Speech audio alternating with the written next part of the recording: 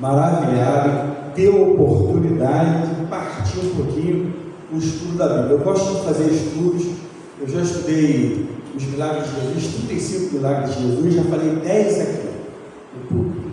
Já tem mais de 3.000 visualizações no YouTube. Amém. Maravilhoso. Minha esposa falou assim: muda. Mas eu gosto desse tema. Muda. E eu peguei outro tema interessante, fabuloso, fantástico. O Eli fez a complementação. Se eu desse assim só uma pincelada, vocês iam entender esse amor desse Pai. Olha só, são 39 passagens falando sobre as parábolas de Jesus. 2 no Antigo Testamento e 37 no Novo. O livro de Lucas, 27. E eu vou relatar 3 só. Os 27, 3. Em poucos versos, nós vamos fazer um estudo dirigido. Vocês abram a Bíblia no capítulo 15 de Lucas. Nós vamos fazer um estudo maravilhoso sobre essas passagens. Simples, mas saiu da boca de Jesus. Foi um ensinamento direto de Jesus. Interessante. Todo mundo com a Bíblia aberta, e eu vou fazendo aqui o comentário e nós vamos acompanhando. Jesus recebe pecadores. Aproximavam-se de Jesus todos os publicanos e pecadores para o ouvir. Sempre foi assim. A classe pequena do povo sempre estava junto de Jesus. Publicano era um povo detestado, eram chamados cobradores dos impostos. Ninguém gostava deles. E os pecadores eram povo comum. Esse povo que estava sempre junto com Jesus, ouvindo Jesus. Interessante que aqui fala: e murmuravam os fariseus e os escribas, dizendo: este Jesus, referindo a Jesus, recebe pecadores e come com eles. Essa casta nobre, fariseus e escribas, os fariseus, para quem não sabe, hoje ninguém gosta de ser chamado de fariseu, mas antigamente os fariseus eram estritamente religiosos, os que construíram a sinagoga dos judeus. Olha só o nível de gente que era, chamados, separados de Deus. E os escribas eram os doutores e os mestres. Mateus 22 e Lucas 5 relata quem eram eles. Eles eram os especialistas, como se fosse o Supremo Tribunal Federal no Brasil, o STF, que conhece toda a lei. Esses eram os escribas, os especialistas. Conheciam o Pentateuco, os 5 livros, inclusive o livro da lei. Aí diz aqui, interessante, olha. Então, verso 3: leis, no plural, propôs Jesus esta parábola. Interessante, hein? Ele fala de uma, passa para a segunda, passa para a terceira e não termina. Vamos saber o porquê. Leis. Jesus estava se referindo a quem? Aos fariseus e aos escribas, porque estavam fazendo comentários maliciosos ali. Interessante. Leis propôs esta parábola. Então, aqui, a parábola: qual dentre vós é o homem que, possuindo 100 ovelhas e perdendo uma delas, não deixa no deserto as 99 e sai em busca da uma perdida? Por que Jesus falou? Porque parábolas são narrativas que usam alegorias. O que quer dizer isso? De cunho moral. Não é fábulas humanas mentirosas. São de fundo moral e é usado na literatura do Oriente Médio. Jesus usou isso para poder se referir a eles e para dar uma lição milenar que foi falada naquele dia e está sendo repetida hoje, para nosso entendimento. Interessante, né? Quando uma ovelha está perdida, eu vejo muito documentário do Dr. Rodrigo Silva, sou apaixonado, e ele fala: quando a ovelha está perdida no deserto, sabe o que acontece? Ela tem que ser resgatada antes do anoitecer, antes do pôr do sol. Que se ela não for resgatada, ela vai ser comida pelos predadores, e se ela for astuta, ela vai se esconder, sabe aonde? Nos espinhos do deserto, e vai danificar toda a lã, toda. E sabe o que vai acontecer? No dia seguinte, quando ela for resgatada, não pelos predadores, mas pelo pastor, ele vai mandar ela para o abate, porque ela danificando a lã, ela dá prejuízo ao Criador. Uma ovelha média, ela na tosa, ela tira de 3 a 5 quilos de lã. Isso que é o segredo do Criador, vive disso. E se ela não der o lucro, ela vai para o abate. Então, uma ovelha perdida, ela é comida pelo predador, ou se ela se esconder, ela é abatida no dia seguinte, vai para o abatedouro. Ela tem que ser resgatada pelo pastor. Por isso que Jesus falou aqui sobre essa ovelha perdida, que somos nós, a figura da ovelha. A figura do predador é Satanás, e a figura do bom pastor é Jesus Cristo. É lindo, né? É maravilhoso, né? Esse é o conflito cósmico que nós estamos estudando na lição dessa semana. E essa palavra era esse ensinamento. 99 não precisam, estão lá no aprisco. Quem precisa do resgate? É aquela que está sumida. O ser humano também, aquele que está perdido, que precisa de Jesus Cristo. Isso aí foi uma referência semi-irônica, feita, sabe para quem? Os fariseus e para os escribas, proferido pela boca do mestre. Eles se achavam infinitamente melhores do que todas as pessoas. Por isso que Jesus se referiu diretamente a eles.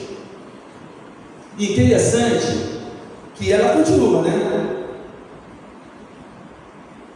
Passa, não dá um fim, e no verso 8 fala: ou qual a mulher que tendo 10 dracmas, se perdeu uma? Olha, 99 ovelhas, perde uma tem que ser resgatada. E ele continua no verso 8: ou se qual a mulher que perder uma, tendo 10 dracmas, perdeu uma, não varre a casa e não procura. Interessante, né?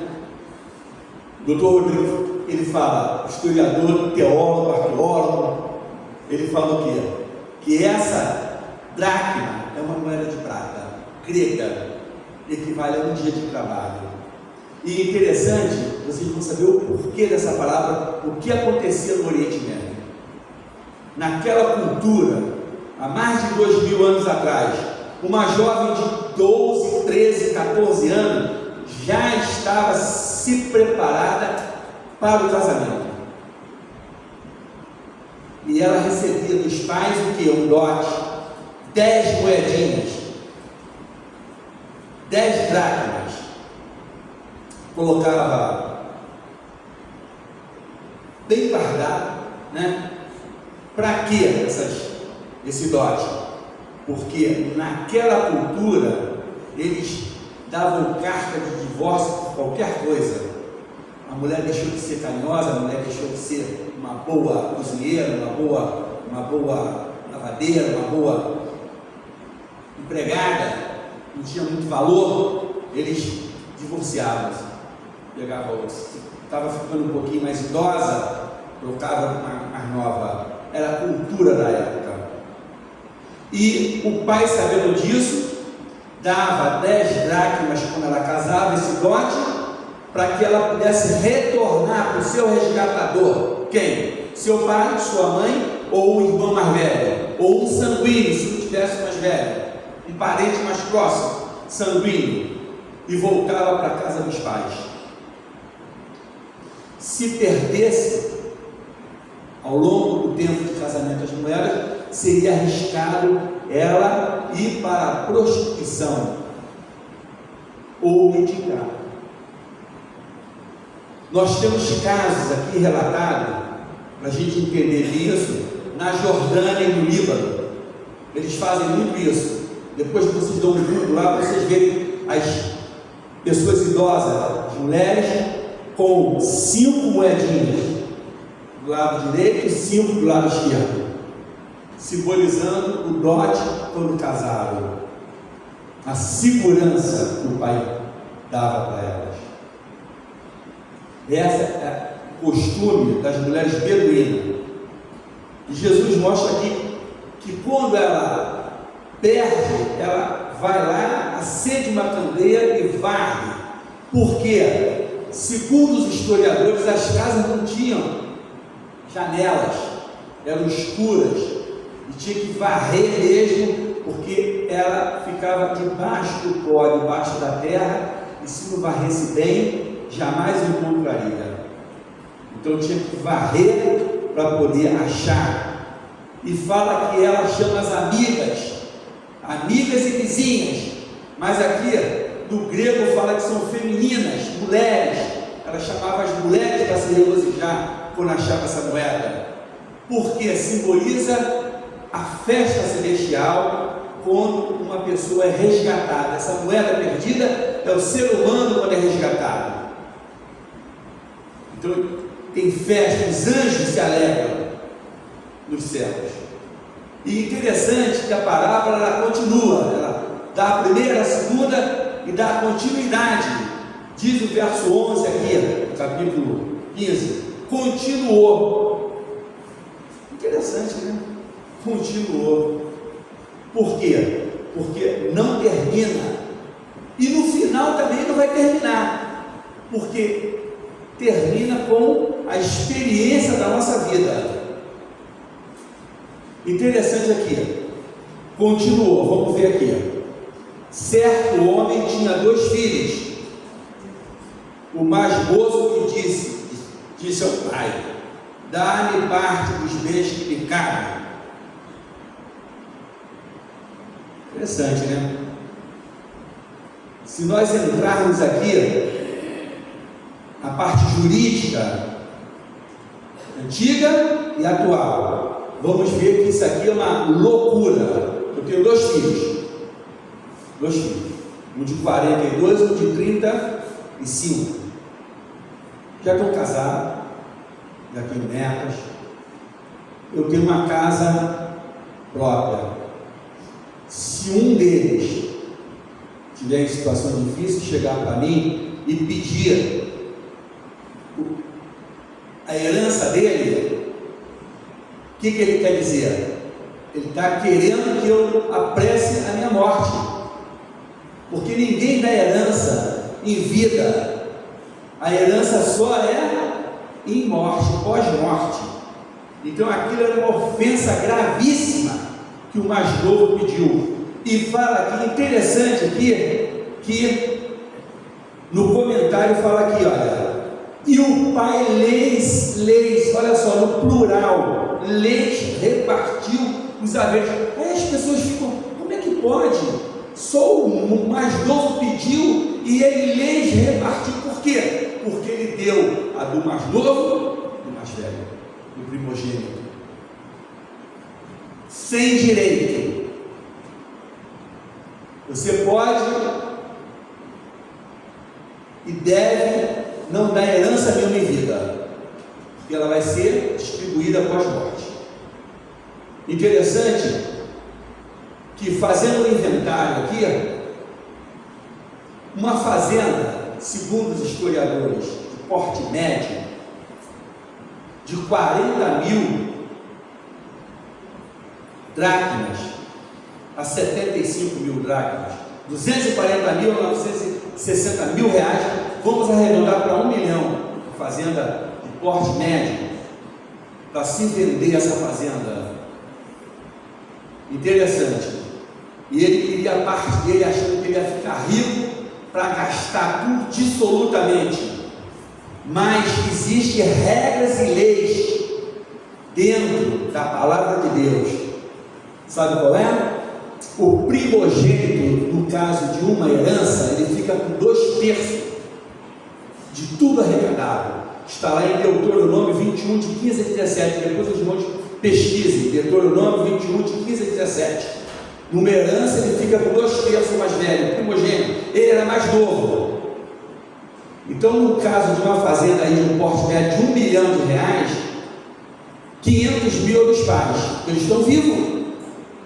500 mil divide pelos 2 filhos, mas 2/3 fica com o mais velho e 1/3 fica com o mais novo. 500 mil, divide aí, 2/3, 3/3, divide por 3. Eu fiz a divisão aqui. 1/3 de 50%, R$167 mil, que o mais novo pegaria. Mas se ele for fazer isso em dinheiro, isso aí é em bem patrimonial, vai ter que liquidar isso para fazer em dinheiro, em média 50% para fazer em dinheiro vivo. Desse 1 milhão, ele ficou com 167 mil em patrimônio e 84 mil em dinheiro em espécie na mão, 84 mil em dinheiro. E o pai era um fazendeiro, sabia que essa parte que ele estava levando, e ia levar, não daria para ficar muito tempo lá fora na farra. E diz o verso 13 aqui, que ele ajuntou tudo, passando alguns dias e foi embora. Por quê? Porque provavelmente liquidaram e deram dinheiro para ele, porque ele não saiu com patrimônio, ele saiu com ganho, ele saiu com espécie, com as dracmas dentro da sacola, e saiu para onde, irmãos? Diz aqui os historiadores da época, se fosse aqui em Resende, nós íamos chutar Rio de Janeiro, interior.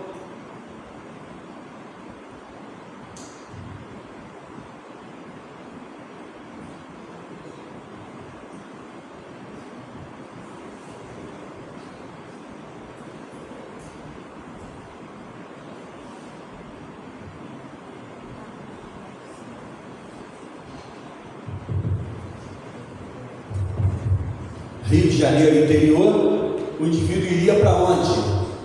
Para onde que rola o entretenimento? Para onde que tem as baladas? Na capital. Ele iria para Ipanema, Copacabana, Leblon, Urca, provavelmente.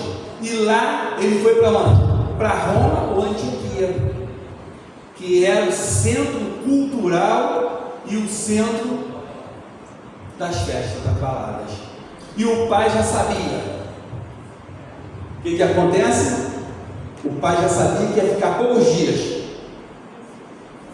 Aquele dinheiro não daria para muito tempo, não. Eu dei um Google lá hoje, do dia 10 de novembro ao dia 10 de dezembro, para o indivíduo se hospedar no Copacabana Palace aqui, fora de eventos. Dá R$109 mil, 30 dias de hospedagem no hotel Copacabana Palace. Depois vocês googlam. 10 de novembro é o mês que tem 30 dias corridos, que não tem evento nenhum. Não tem Natal, Ano Novo, não tem Carnaval, não tem festa. Dá somente 109 mil para ficar 30 dias, com café da manhã, sem almoço e sem janta. 30 dias. O jovem saiu com 84 mil em dracmas, foi para Antioquia, foi para Roma, na balada. Provavelmente vai ficar poucos dias, por isso que o pai o esperou. Nós temos aí a notícia aí do Rodrigo, lá em Dubai, eu vi na internet, o cara, ele pegou o cartão corporativo de empresas, e ele gastava $50 mil em Dubai por dia. Durante 6 meses, ele gastou $9 milhões. Foi pego, sentenciado, aí caiu em cima. Viver dissolutamente é viver sem Deus, independente de Deus. Depois vem as consequências. E aquele jovem foi para a balada, dissipou tudo, acabou o dinheiro. E quando acaba o dinheiro, ó, os amigos, as partes dos amigos, acaba os amigos ou não acaba? Acaba as farras, porque não tem mais dinheiro, acaba tudo e vem a necessidade. O que acontece aqui na história, verso 14, capítulo 15, ele começou a mendigar. O país passou uma crise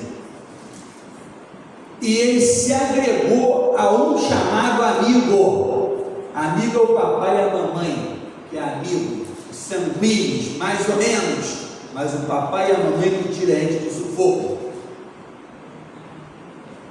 Suposto amigo, e ele pediu um emprego para esse amigo, segundo o relato aqui de Lucas, doutor Lucas, o médico, com toda a sabedoria inspirada, transcrevendo as palavras de Jesus. E esse amigo deu um trabalho para ele. É aquele ditado, quando você está precisando, o cara fala assim: vai trabalhar, vagabundo, não é assim que funciona? E sabe qual foi o trabalho que deu para esse nobre judeu? Tratar de porcos. Segundo a palavra de Deus, o judeu não pode nem tocar no cadáver do porco.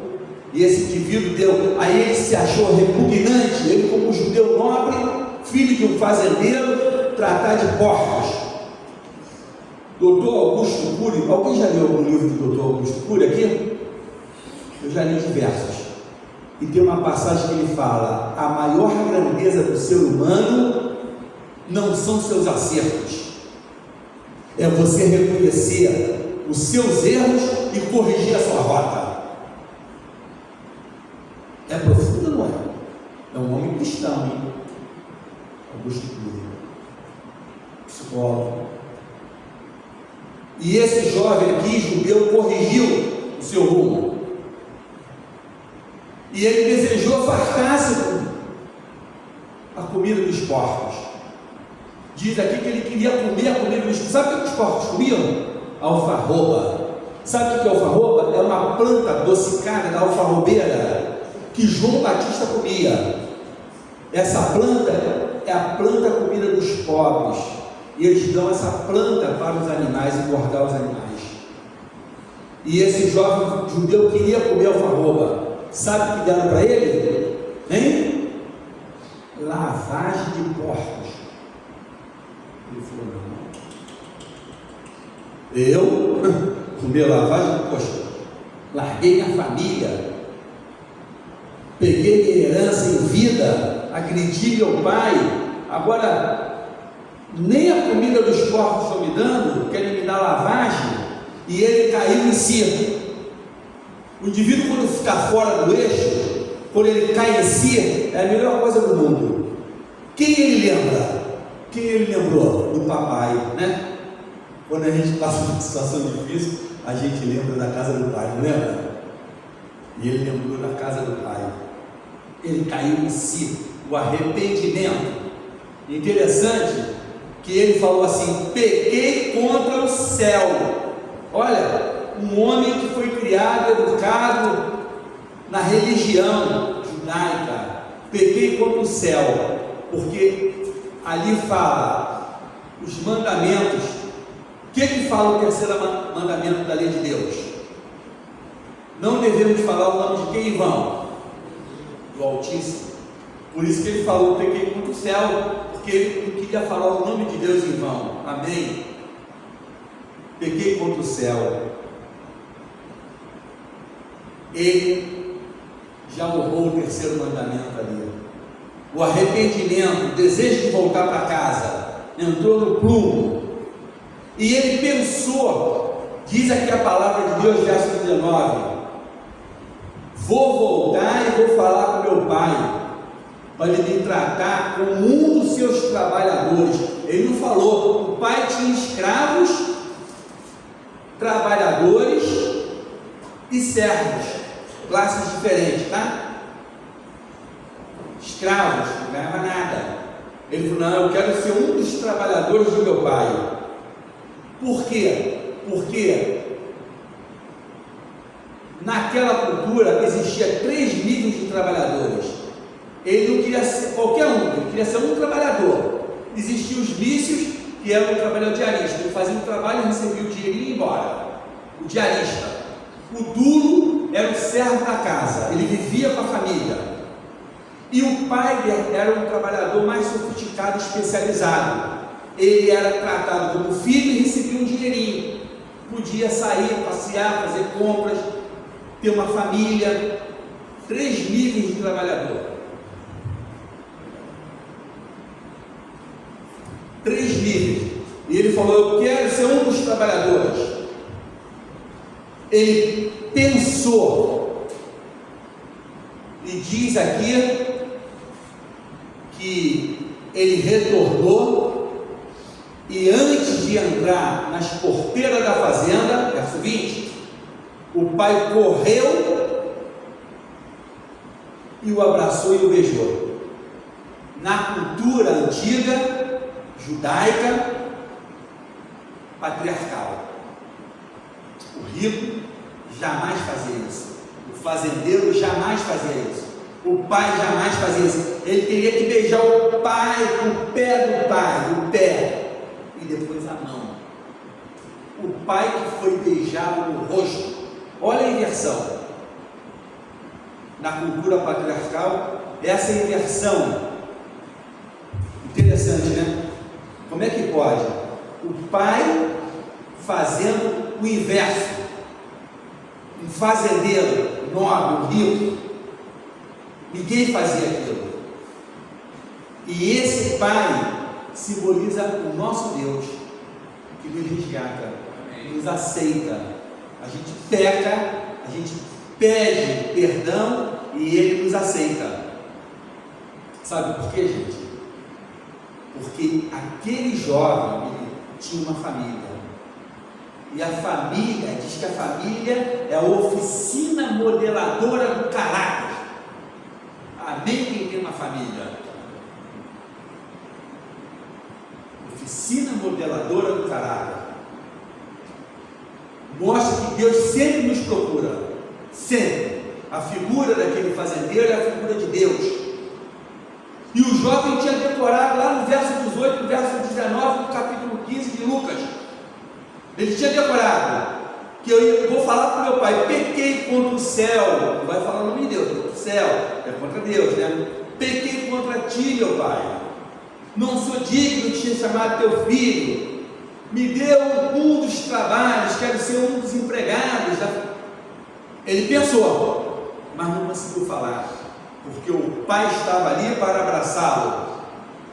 E disse ali o pai para os servos, trazer a melhor roupa para esse jovem, para o meu filho.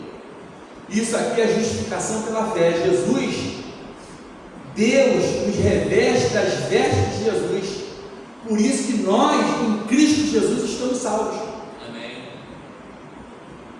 Jesus morreu para a gente aceitarmos a salvação, porque nós estamos salvos. A certeza absoluta da salvação. O pai interrompeu o filho quando o filho ia falar ainda, não conseguiu falar, ele só pensou, verso 18 e 19 do capítulo 15. Depois das vestes, diz que ele deu um anel, sinal de filho, de herança, anel, de aliança, e colocou as sandálias, mandou colocar sandálias nos pés. O indivíduo estava descalço, fedido a porco, lambento. O pai o beijou, colocou vestes, colocou um anel, colocou sandálias nos pés, aceitando ele como filho. Diz aqui o verso 23: tu é meu filho, o herdeiro, e Deus também. Nós somos herdeiros em Cristo Jesus. Sabe por quê? Ele fez o contrário, nós não. Jesus morreu na cruz, por isso que nós somos herdeiros em Cristo Jesus. O nosso Pai morreu na cruz, Jesus, Deus Filho, morreu na cruz. Nós temos a herança em Deus. Por quê? Porque Ele morreu. Diferente desse jovem que pegou em vida e foi embora. Aqui mostra aqui que a nossa salvação está garantida, porque nós somos representados pela dracma, pela ovelha e pelo filho pródigo. Pródigo, todo mundo sabe o que é, né? Gastador, né? Quando a gente se converte, verso 24 aqui, fala: nós aceitamos a Jesus e aceitamos essa salvação em Cristo Jesus. E interessante que aquilo que é calar aqui é a figura do mais velho, né? O título, o filho pródigo, mas o título poderia ser o quê? Diz que o título poderia ser o pai maravilhoso, o pai bondoso, o pai misericordioso, que os dois filhos pecaram. O mais velho, o mais novo foi o pródigo, mas o mais velho, sabe o que acontece aqui? Verso 25. A ingratidão, não se alegrou com o retorno do filho, acusou o pai. Interessante, né? E diz que o pai aqui, ele mesmo assim sendo acusado injustamente pelo outro filho, pelo primogênito, ele foi ali conciliar o filho, mostrar que aquele estava perdido e voltou sem nada, não tinha nada. Aquele jovem que ficou na fazenda, ele recebeu a parte dobrada. Ele ficou com a fazenda, que a fazenda provavelmente, quando os pais morressem, ia ficar para ele. Ele ficou com tudo praticamente, menos de 16%. O cara ficou com 16%, o pródigo, converteu em dinheiro, ficou com 8%. E aquele que estava na fazenda ia ficar com 92% de todo o patrimônio, e acusando o pai aqui de ter recebido o filho. Que ingratidão! Os dois filhos ingratos.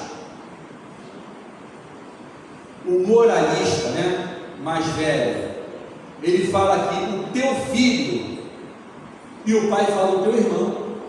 Olha só, é o teu irmão. Saiu da mesma forma. Aqui mostra moral da parábola.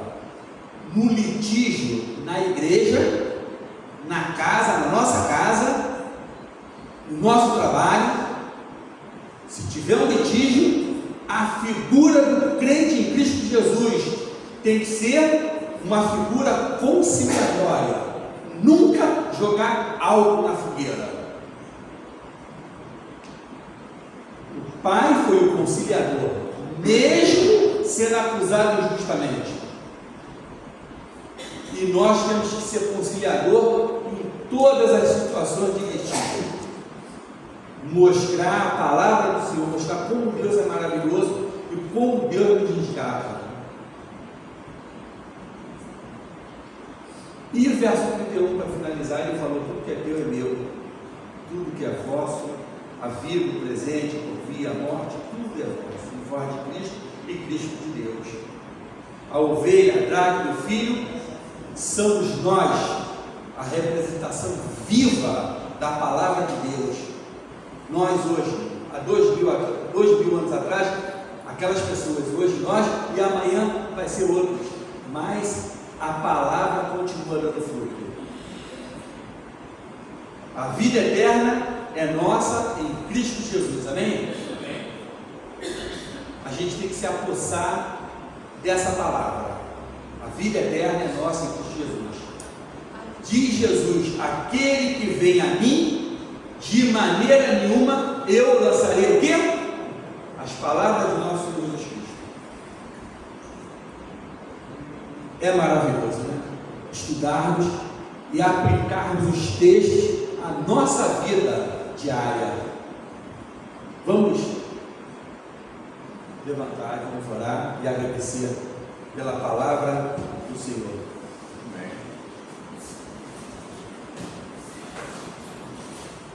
Eterno Deus que está nos céus, muito obrigado por estar aqui conosco. A presença do Teu Espírito Santo está aqui conosco, a companhia dos Seus santos anjos.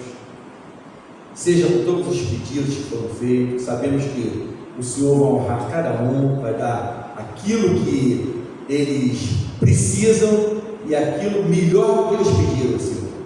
O Senhor tem um futuro melhor para cada um de nós.